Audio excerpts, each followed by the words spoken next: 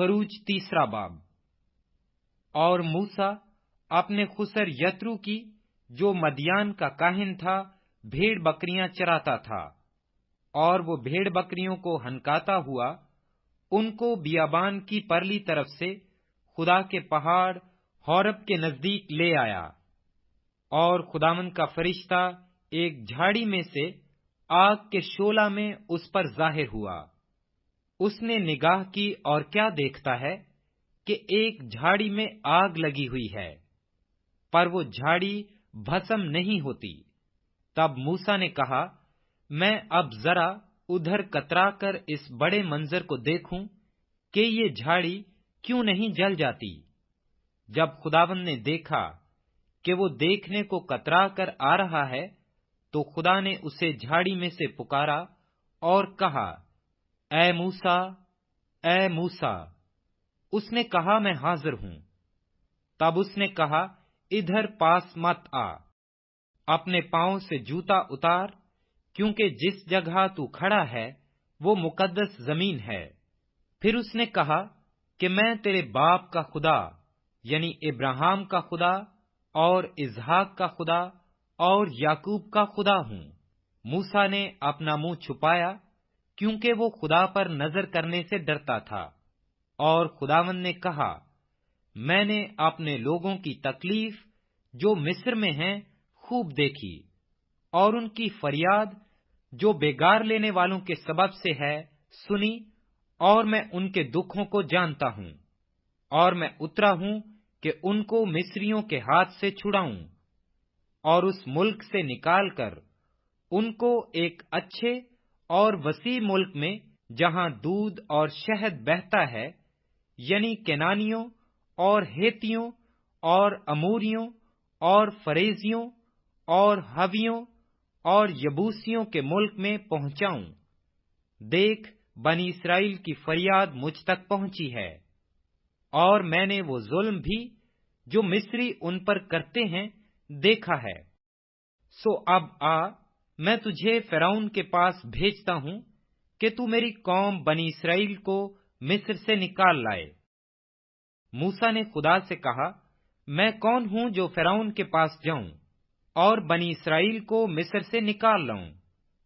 उसने कहा, मैं जरूर तेरे साथ रहूंगा, और इसका कि मैंने तुझे भेजा है तेरे लिए ये निशान होगा कि जब तू उन लोगों को मिस्र से निकाल लाएगा तो तुम इस पहाड़ पर खुदा की इबादत करोगे।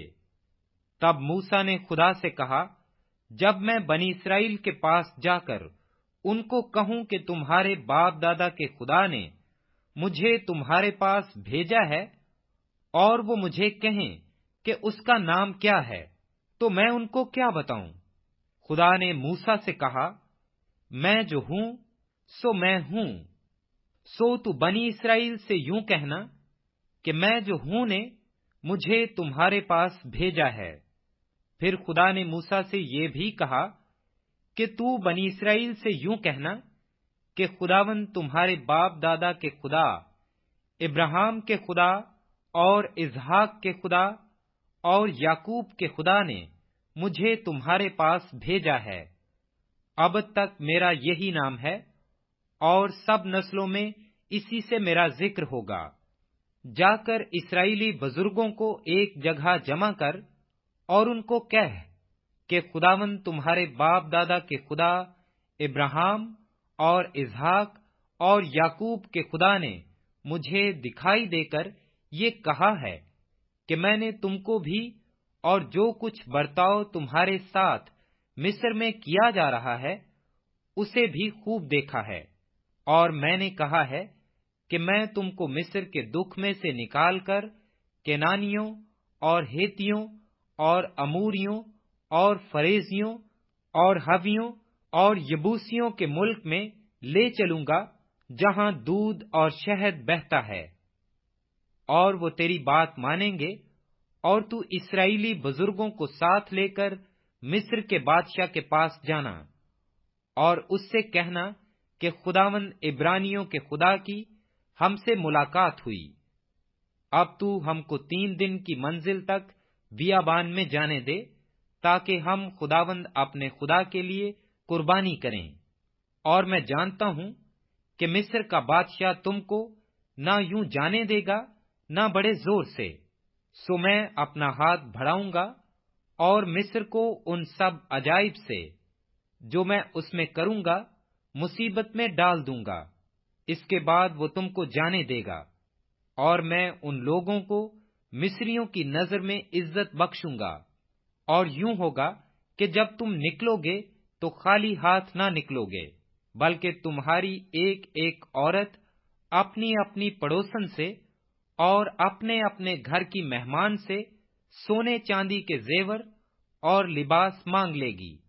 ان کو تم اپنے بیٹوں اور بیٹیوں کو پہناؤ گے اور مصریوں کو لوٹ لو گے۔